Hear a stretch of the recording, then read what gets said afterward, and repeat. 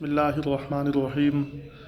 رسول اللہ صلی اللہ علیہ وآلہ وسلم سے محبت عین ایمان ہے، اور اس محبت کے بغیر ایمان نامکمل ہے۔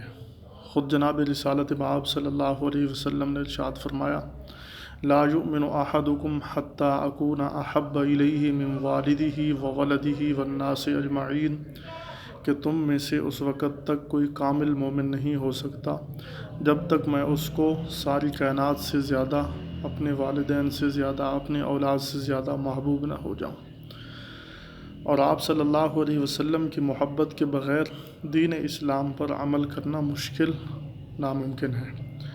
جب تک رسول اللہ صلی اللہ علیہ وسلم کا عشق دل میں نہ ہو، محبت دل میں نہ ہو، آپ صلی اللہ علیہ وسلم کی سنتوں پر عمل کرنا بہت مشکل ہے۔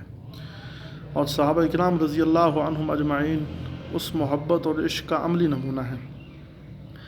جب رسالت مآب صلی اللہ علیہ وآلہ وسلم ہجرت فرما کر تشریف لے گئے مدینہ طیبہ کے اندر، تو آپ صلی اللہ علیہ وسلم کی اونٹنی سیدنا حضرت ابو ایوب انصاری رضی اللہ عنہ کے مکان کے سامنے بیٹھ گئی۔ تو آپ صلی اللہ علیہ وسلم اس کے مکان کے اندر رہائش پذیر ہوئے۔ تو جب رات کا وقت ہوا تو ان کا مکان 2 منزلہ تھا، ایک اوپر والی منزل اور ایک نیچے والی منزل۔ اب سیدنا ابو ایوب رضی اللہ عنہ نے عرض کیا کہ یا رسول اللہ صلی اللہ علیہ وسلم، اگر میں اوپر والی منزل پر سوتا ہوں تو یہ مناسب نہیں ہے، آپ نیچے ہوں گے اور میں اوپر ہوں گا اوپر والی منزل پر، اور اگر آپ مناسب سمجھیں تو آپ اوپر والی منزل پر اور میں نیچے والی منزل پر آرام کر لوں۔ تو آپ صلی اللہ علیہ وسلم نے فرمایا کہ نہیں، لوگ مجھے ملنے آئیں گے، تو اس لیے بہتر یہ ہے کہ میں نیچے والی منزل پر رہوں۔ تو سیدنا ابو ایوب انصاری رضی اللہ عنہ فرماتے ہیں کہ آپ صلی اللہ علیہ وسلم نیچے والی منزل پر آرام فرما تھے، اور میں جب اوپر سویا تو چونکہ آج کی طرح وہ محلات تو نہیں تھے، جیسے آج کل محلات اور بڑے شاندار مکانات ایسے تو نہیں تھے، چھپر سا تھا۔ تو فرمایا کہ میں بڑے آرام سے ساری رات بیٹھا رہا کہ کہیں ایسا نہ ہو کہ میری حرکت کی وجہ سے، میرے ہلنے جلنے کی وجہ سے چھت سے کوئی مٹی گرے اور رسالت مآب صلی اللہ علیہ وسلم پر پڑے۔ تو میں ایک کونے سے لگ کر آرام سے ساری رات بیٹھا رہا۔ تو یہ ہے عشق رسول، آپ صلی اللہ علیہ وسلم سے سچی محبت۔ اور پھر آپ صلی اللہ علیہ وسلم سے محبت، سیدنا ابو ایوب رضی اللہ عنہ فرماتے ہیں کہ ایک دن ایسا ہوا کہ ہمارے پاس ایک گھڑا تھا، اس گھڑے کے اندر پانی تھا، وہ گھڑا گرا اور پانی سارا وہ اس چھت پر گر گیا۔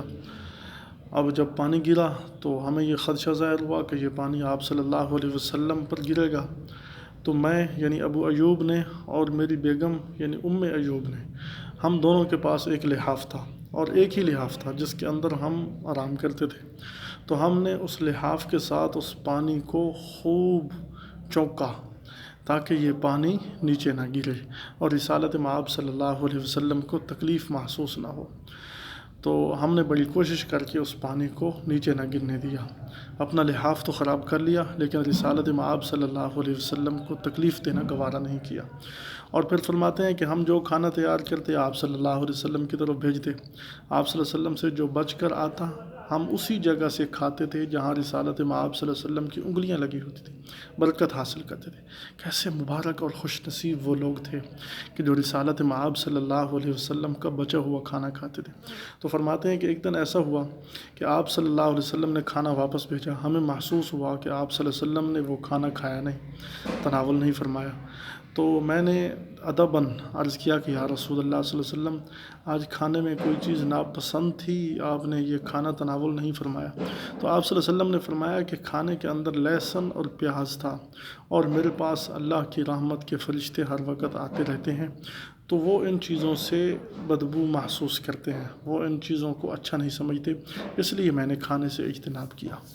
تو حضرت ابو ایوب انصاری رضی اللہ عنہ آپ صلی اللہ علیہ وسلم کے لیے پھر ایسا کھانا بناتے تھے کہ جس کے اندر کوئی ایسی چیز نہ ہو جس سے فرشتوں کو تکلیف محسوس ہو۔ ہمیں بھی آپ صلی اللہ علیہ وسلم کی جو ہے نا عشق اللہ تبارک و تعالی نصیب فرمائے، اور ہمیں بھی آپ صلی اللہ علیہ وسلم کی کامل اتباع کی توفیق عطا فرمائے۔